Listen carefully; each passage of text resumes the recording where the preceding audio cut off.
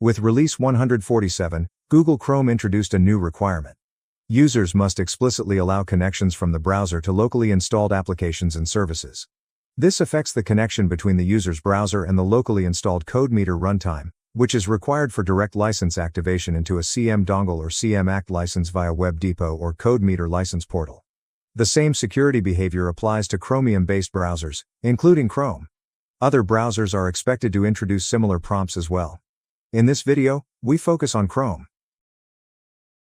If you want to activate a license directly or perform an auto-update with a connected CM container and you are being automatically redirected to the file-based license transfer page, you can switch manually to the direct license transfer.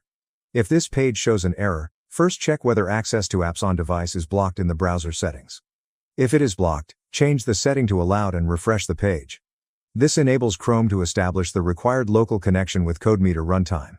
If it is still not working, check that the CodeMeter Runtime is running and your antivirus does not block the connection.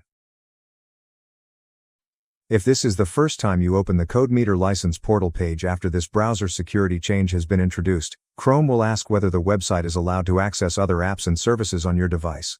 Select Allow. This grants the required permission and allows CodeMeter license portal to communicate with the locally installed CodeMeter Runtime. If the setting was blocked by mistake, you can correct it later in the browser's site settings as seen before.